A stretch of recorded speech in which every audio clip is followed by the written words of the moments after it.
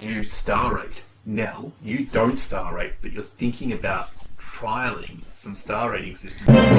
Yeah, it's a conundrum. If you've been watching this little series grow, I have been pondering how I evaluate a book at the end of my experience or the end of my reading experience. I often worry that my overall impression of the book gets lost in the fact that you and I get bogged down in conversation that might be more negative or more positive than my overall impression, leaving our viewers with the wrong overall idea. And I feel like this kind of system brings that back into focus. I can rag on it the whole time, and then at the end I can say, but it was my 5-star, and really push that recommendation home and have our audience still understand that I'm recommending it. Or I can argue the good points with you because you thought it was a meritless piece of junk the whole way through, and then rate it 3 stars, say, and people can understand that while I didn't think it was as trash as you did, I'm not saying it's a 5-star book. Yeah. I definitely think that this is solving a problem that comes from the dynamics of a 2-person channel and also our marriage. So this is you basically saying that when I don't like a book, I tend to exaggerate, and you want to call me on that, but at the same time, you know that I'm not wrong, I'm exaggerating. I think that this is not entirely, it's not a one-dimensional problem. We've talked about this a little bit. There are multiple reasons why I want to do this, but that is the problem I want to solve. I want to communicate better my overall evaluation of the book. While protecting our viewers from the car crash of my review. Always. Always. I've come up systems. with 4 different systems. We've talked a lot to lots of different booktubers, and we've even done a tag. So we've seen what everyone else does, but this is sort of what I've come up with as from everyone else's brain. Number 1, intuit. Just pull a star rating out of my butt. Yeah. Yeah. Number 2 is to focus on a more objective evaluation of the book. So I've got categories: plot, setting, theme, style, structure, characters, enjoyment, and special. And each of those categories will get a score out of 5, and then we'll average those scores to get our star rating. So you're much more likely to have a 4.2 star rating at the end of that. There's going to be more fractions involved in that one, for sure. Category number 3 is that the stars are hard categories. They mean these things. 1 star means it's offensive. 2 stars means it's not good. That means there were no positives for me, or it was a neutral book. There was no good experience. Doesn't necessarily mean it was a bad experience, but it was... So it's the absence of good rather than the presence of bad. Yes. 3 stars is ambivalent. This is my biggest problem with star rating, is that there's no real category for books that are both good and bad. So I've created 3 stars is both good and bad. Okay? 4 stars is readable, is a good book. 5 stars is a top book, new favourite, as to quote Olivia. New favourite to quote Olivia. Yeah. Then my 4th system is not star ratings. My 4th system is categories. A book can only go in 1 category. Here they are. Yeah. Okay. Yeah. I've picked 10 books. You don't know what these 10 books are. No. But they're 10 books you've read. I hope. They're 10 books you've marked on your Goodreads. Yeah. Some of which you've even given ratings to, which you've said that this was an experiment because Goodreads would only recommend you books after you'd given star ratings. So so they're not real ratings. So you were forced to give 20 star ratings in there, and I have picked 3 books that you've given star ratings to. Okay, that's interesting. I just want to see the consistency. Mm-hmm. Let's do intuition first. Book number 1, In the Skin of a Lion, Michael Untitled. Ooh, 4. Book number 2, 1984, George Orwell. 3.75. Book number 3, Zen and the Art of Motorcycle Maintenance. 4. Book number 4, Audrey Niffenegger, Her Fearful Symmetry. 3. Number 5, The Power of One, Bryce Courtney. Oh, I loved that book at the time. 5. 5. You loved it at the time. 5. Book number 6, The Great Gatsby. 2. Book number 7, Mr. Loverman. 5. Book number 8, The Vegetarian. 4.5. Book number 9, Saltwater, Jessica Andrews. 5. And finally, Little Fires Everywhere, Celeste. 4-ish. 4-ish. I'm going to put ish down next after it. So this is intuition done. Done. That's how I rate. That felt really yuck. I really hated that experience. Just as far as my soul goes, I hated that. All right. That was horrible. let's do number 2. This is gonna... This is the maths one. This is the maths. Or we might speed this up a little. In the scale line. In the scale line. Plot 3. Yep. Setting 4. Yep. Theme 5. Yep. Style 5. Yep. Structure 4. Yep. Characters 4. Yep. Enjoyment 5. Yep. Special 3. 17, 25, 33 divided by 8 gives you 4.125. Let's do 1984. Plot 5. Setting 5. Theme 5. Style 2. Yep. Structure 2. Yep. Characters 1. Yep. Enjoyment 3. Yep. Special 3. Obviously, you think that Orwell is very...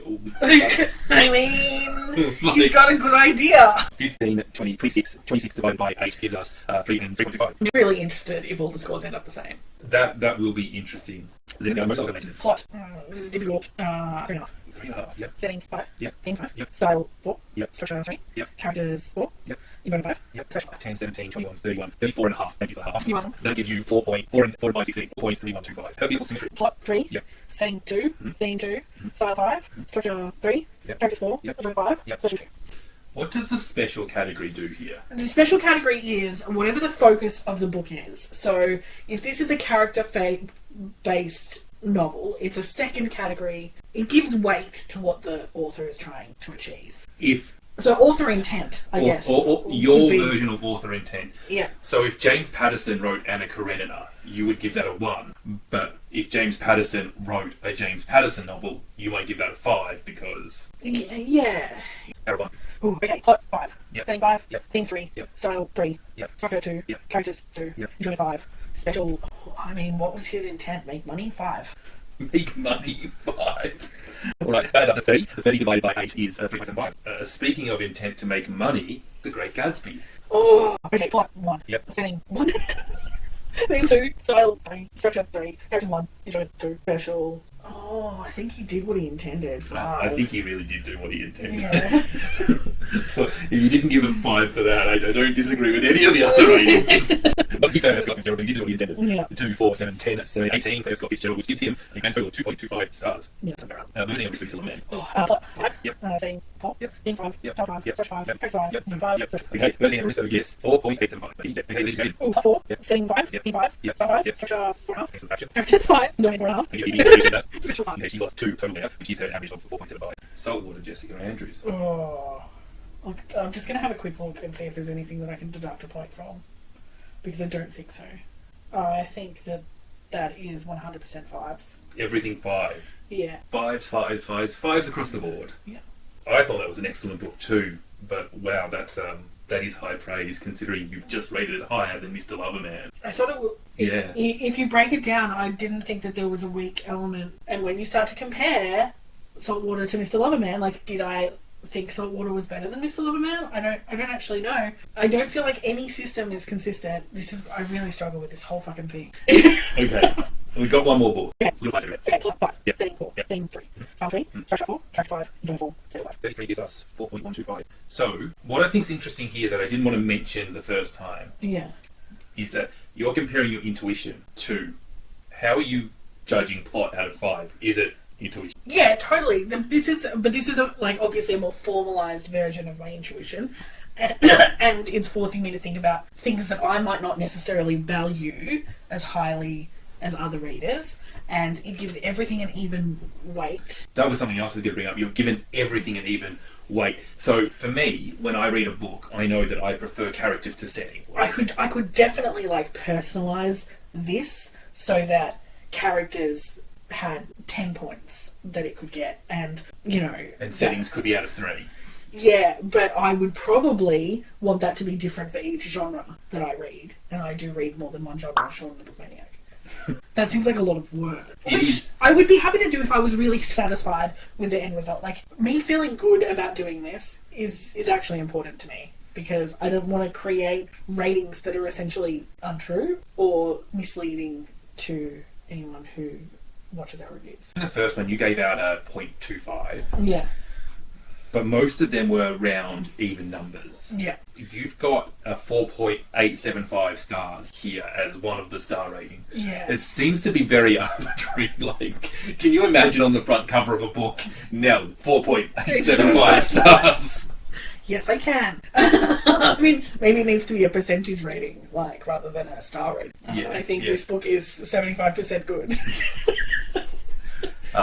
Nelle, 98.5% good. That is that star rating. Yeah. The next one is hard categories. based on my experience. So this is still 5 stars. Okay, yes. In the Skin of a Lion. 4 readable good. 1984. 3 ambivalent. Zen. 4 readable good. Her Fearful Symmetry. 4 readable good. The Power of One. 4 readable good, but at that time, 5 new favourite. But I just want to point out that I was about 12 when I read that. So it's been a long time. Big change of opinion. I mean, this is another issue that we're coming across here. It's that how books change in your head and whether... It's just, I wouldn't read Bryce Courtney now. He's not an author that interests me. I read a lot of his work because I watched the movie The Power of One with my grandma, and we enjoyed it, and then I read a bunch of his books. Yeah. End of. When the book changes in your head after you've read it, what is the correct rating? How are you thinking about it now, when you've probably forgotten little bits of the book? I mean, I think that there is a bit, like, there's 2 things about that. Number 1, I am a different person to the person I was when I was 12. That is 2 different people reading the book, yes, as far as I'm concerned. And then there's the other thing, like, does it stick with you? Does it age like a fine wine, or does it age like a mouldy lettuce? The other thing that can happen is that you read The Power of One when you're 12, and I read it when I'm 35, and I tell you, geez, Nell, you rated The Power of One 5 stars. What the hell is wrong with you? This is a 2-star book, right? And you go 12 at the time. Like, It was really good when I was a kid. You take my opinion as an adult more than your opinion as a kid. Yeah. And then when you reread it, you might go, no, Scott, you're an idiot. It's a 5-star I book. still love it. Nostalgia. How would you rate The Great Gatsby on this? 1 star. Offensive. Offensive. Yeah. Is it because there was too many toxic men writing it? It's like a little bit rapey, you know? Yeah. It's offensive. I'm sorry. It's going in that And category. just, like, is he trying to be offensive to demonstrate? No. No. He certainly acted that way. Mr. Loverman. 5. Vegetarian. 5. Saltwater. 5. Little fires everywhere. What's your next category? No stars, but clear categories. This is the 10 groups that I could put it in. In the Skin of a Lion. Mostly positive, but not earth-shattering. 1984. Overhype. Zen and the Art of Motorcycle Maintenance. Changed my life. Her Fearful Symmetry. Utterly without merit, but totally enjoyable. I mean, these are clearly a bit hyperbolic. Just The Power of One. utterly without merit, but totally enjoyable. Great Gatsby. Offensive. Mr. Loveman. Changed my life. The Vegetarian. Mostly positive, but not earth-shattering. Saltwater. Changed my life. Little Fires Everywhere. Mostly positive, but not earth-shattering. Okay, you've used similar ones quite a few times here. I do think that you've picked a lot of books that I have similar responses to. Let's go through the results and see how they vary. Yeah. And see what system you think is the best/easiest. In the Skin of a Lion, it got 4 stars for your intuition. Yeah. It got 4.125 stars. Yeah. 4 stars again. Yeah. And then it got mostly positives. But not earth-shattering, which I think is 4 star. It does sound like a 4-star review. I liked it, I didn't love it. Good but some flaws, good but not Yeah, great. yeah, like yeah. it's the same sort of thing. So It's that's actually quite consistent. really consistent. The other thing that I want to point out is you rated this. This is one of the 3 books that you had actually rated. Yeah. And you rated it 4 stars. There we go. So I don't think that this has helped. Well, I mean, I think if anything, it showed me that my intuition is not rubbish. Are some other results. Yeah, okay. Let's carry on. But I think that this one has pointed out that it doesn't matter if you're reading a Michael Untitled book. Yeah, okay. Now, 1984 by George Orwell. Okay. You rated it 3.75 stars. Yeah, okay. When we did the maths, you rated it 3.25 stars. Yeah, okay. When you put it in the categories, you rated it 3 stars. Yeah. And then you called it overhyped, which could be a 3-star. Totally could be a 3-star, because I really do feel like if I went into that not expecting it to be a mind-blowing great book, I might have liked it a bit more. Can I ask? Also, if he, had some ladies. He does have a lady in that novel, but I'm relatively sure she's a bit of a prize. Yeah. Can I ask, though, how much did George Orwell and Killing an Elephant affect his ratings? Miss I Love Elephants and People Who Kill Them Aren't People. It's very difficult to be a 5-star author if you're not a person, isn't it? If you don't know, Nell boycotts George Orwell because he killed an elephant. End of story. That is... Orwell is the most problematic author that Nell knows. I mean, him I've and never Mike actually said that. Please don't get your pitchforks out for that, because I've never said it, not once. I do think that elephants are more important than humans because they're better creatures. Now, I put this one on there Yeah. because you had rated it beforehand. Yeah. And I suspected that this would be the result. What did I rate it before? 5 stars. That's... That one has definitely soured in your mind, and that's why I brought up The Elephant Murderer. I don't think it will be just the elephant murdering, though. I think I'm much more conscious of the depiction of women than I would have been when I read that book. Yeah, I do think that Orwell struggles with Yeah. his women. Having read all of his books, there's only one woman that I can think of in his books. That's a particularly bad novel. Zen and the Art of Motorcycle Maintenance. This, again, was the third one that you had rated beforehand. I really loved this when I read this. I felt like this was an important book to me at the time, but probably hasn't aged quite, like it's probably gone down a star. And so I would expect there to be some up and down in this experiment. So you rated it 5 stars when you read it ages ago. You gave it 4 stars for your Intuition. Gave it 4.3125 for your... For my little rubric, yep. You gave it 4 for your categories, and you gave it Changed My Life, which sounds like a 5-star rating. Yeah, and I would say that statement is totally true at the time, and I would struggle to not put it in that category because it was totally true at the time. It just points out that the categories don't necessarily correspond with stars. To stars. It's legitimately changed my life. You know what I mean? Like in as in, if you had it in your pocket and you were shot, it stopped the bullet. Imagine I that. think it just changed the way I viewed the world. It completely changed the way I viewed the world.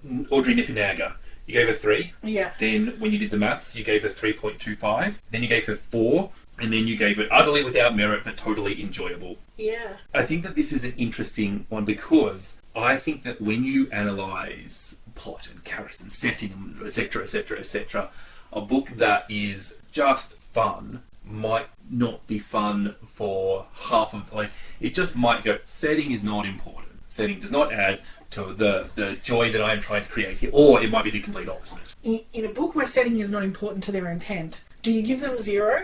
Or do you give them 5 because they did adequately for their intent? Yeah. Do you know what I mean? There are so many questions on how to make this fair and correct, and it really bothers me. Yeah, I think this is a bad novel to be discussing whether the setting is important, because this is definitely a novel that valued setting, and I think that's probably one of the things it did well. In fact, did you give it 5 stars for setting, or did you give it 2? Or you gave it 2 stars for setting? Jeez. The Power of One. You gave it 5 stars, then you gave it 3.75 stars, then you gave it 4 within brackets, 5 at the time, and then you gave it the utterly without merit, but I enjoyed this book. Yeah. I think that your star ratings does not seem to be working. I think that you've maybe made a literary fiction star rating here, but for the less literary fiction, the more commercial fiction side of things, you're... With the maths one, is that what you're talking about? That it's struggling because is your intuition the correct one? Is your maths the correct one? I don't know. I mean, who would know? Who would know? F. Scott Fitzgerald, The Great Gatsby, 2, 2.25, 1 offensive. You liked this book then? Loved it. Next. Bernardine Evaristo, Mr. Loverman, 5, 4.875, 5, changed my life. I think that's pretty consistent. The Vegetarian, 4.5, 4.75, 5, mostly positive but not earth-shattering. I think this is really the heart of something that I think a lot of reviewers disagree on and struggle with. That, when do you draw the line between what is the cutoff for 5 stars is really it, because clearly The Vegetarian is right near that cutoff line in your head. And I keep upping it because I keep thinking how many great conversations we've had about it, and that just adds to sort of like the hours of enjoyment you get out of a book. If you then spend 40 hours discussing it with your friends, well, that's a good book, even if it was a piece of shit. You know, if you spend 40 hours getting into the nitty-gritty of why Twilight was a rubbish series, that's increased your enjoyment of Twilight. Wait. I have really enjoyed calling Holden Caulfield a snot cushion. For literal years. For years. Yeah. I even have friendships on BookTube with people like Pay and Jen the Librarian that are built on insulting Holden Caulfield. I know. Surely that's not a 5-star rating. Well... I don't necessarily think it changes your star rating, but I think it does alter your enjoyment. Anyway, The Vegetarian for me is like, did I like it? Did I love it? I'm not actually quite sure.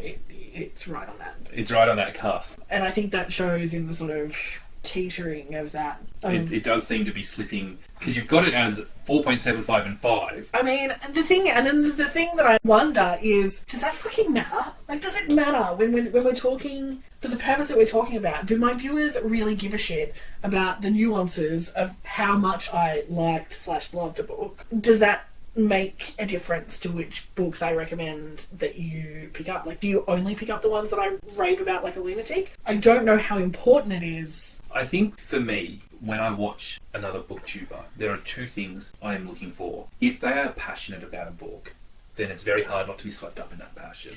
Yes. But if I know the book already, and I'm curious about the book already, and they talk about the book, and they give it a, nah, it's fine, or whatever they say, and then I actually want to listen to what they have to say about it. Yeah. In short, I think most people are looking for you to just gush about a book and say you loved it. Yeah, but I think, like we said at the start of the video, sometimes I end up falsely impassioned by being impassionedly against what you're saying because you're speaking like a lunatic. And that's not necessarily passion about the book, it's passion of a different kind. People have read The Wasp Factory because we disagree. Because it's a pile of utter shit.